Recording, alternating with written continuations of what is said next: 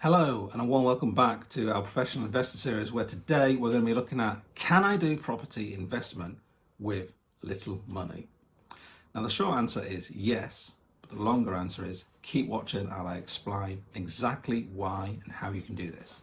So my name is Matthew Moody from the League of Extraordinary Investors, and it's my task to really pull out some of the intricacies of investing in property and make sure you understand exactly how to do them in a safe, ethical manner. So without further ado, if you've not subscribed or liked the channel yet, please do, because it just helps us to A, make sure that we get this out to more people, and B, it also just helps us to understand, are people watching this and is this information of use? So give me a like and subscribe to the channel, that would be great. So can I do property investing with little money? Well, you can if you do it in the right way. So I'm going to teach you 4 things today to think of in terms of investing in property and considering how to do this in the right manner so that you can actually start investing, because you don't necessarily need as much as you think. But let me make this very clear, you do need some money. So you might have seen some of these adverts out there where you said, oh, you can buy property with no money, or you can get into property from as little as £1,000, whatever it may be. Utter bunkum and nonsense. It's just not true. It's just not true.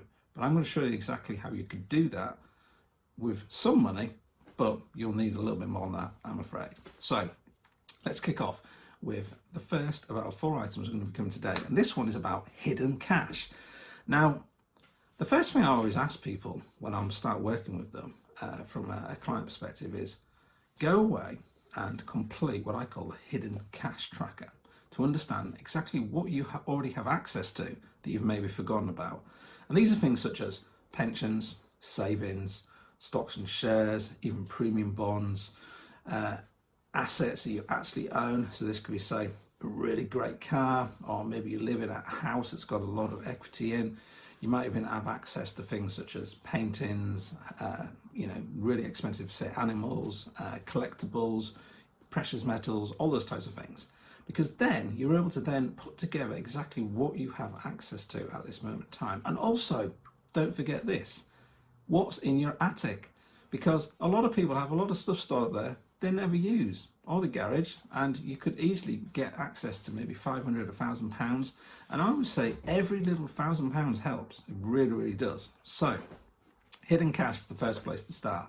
What have you already got access to that perhaps you could use in a better way to start investing in property? So that's the first place to start. And normally this works out pretty well for people because they found that they've got a lot more than they thought they had. And for those people that haven't got a lot, they can then start thinking about what are the next steps in terms of how do I start investing. Because the second piece then is the location. Because let's face it, if you're living, say, in London and the southeast, it's difficult to invest because house prices are astronomical. I'm sure you'll agree. So you have to start thinking about investing in other areas. And there are plenty of areas in the UK where for less than £80,000 you can pick up property. And I'm talking about lots of property, lots of different areas.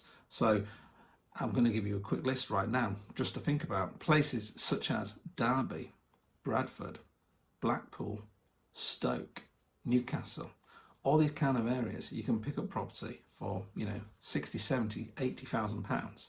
Now, if you're going to buy those types of properties, and we're talking about a standard 1-bed flat here, nothing interesting, nothing really sexy, but it will start to make some money from you.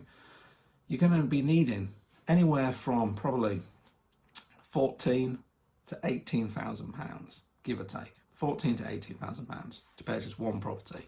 That's going to start then bringing in cash to you and creating cash flow and yield, and then looking at what you can then do with that to purchase other properties.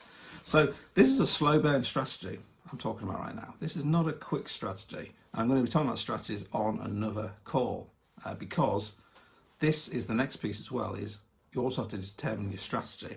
And as I said, I'm going to go through this in another session, so I'm not going to go through it right now, but depending on what strategy you decide to do in property will also depend on how much money you need. Let's say, for instance, your strategy is very simple. Buy 1-bed flats, do them up, extract a little bit of cash by refinancing them. That's it. Very, very simple. Then you're going to need a lot less money than, say, for instance, buying a plot of land, getting planning permission on it, building a house, and then selling it on. You'll need far less money. Versus, let's say, buying a HMO, whether it's a ready-made HMO or when you're going to convert yourself, making it into HMO, refinancing it, and then pulling some money out. You know, the difference in terms of amounts of money needed are significant. You know, we're talking at the very low end, maybe 12 to 18,000 pounds. Very high end, we're maybe talking 100,000, 200,000 in terms of actual money to put into the deal. So these things obviously add up, and it's important for you as an investor to be aware of the different strategies and how much money you'll need for each one. Now, the good thing is, I wrote a book about this called Cracking the Property Code, and in that I detail 45 strategies. That's 45 strategies that you can do in property investment. And I also detail in each one of those how much money you'll need, what your return on investment will be, how much support you might need to do this. And it really breaks it down so you can look at, well, how much money do I have right now, and which of these 45 strategies could I get going and doing with. And some of those strategies you need millions to do, but some of them you need very, very little money at all. So the strategy is also highly important. Now, the fourth one, and this again is important, is what is your end goal? Because obviously, if you are investing into property and you're starting to get going, you have to have an end goal in place. And it is important that you do that. Why? Why is it important? Because property investment is always a mid to long term strategy. It's never really a quick strategy. And it is also risky as well. You know, it is risky. So you have to be thinking about, well, do I want to say replace an income? Do I want to build a pension pot? Do I want to say leave a legacy to my kids? What is it that I want out of property investment, and why am I doing this?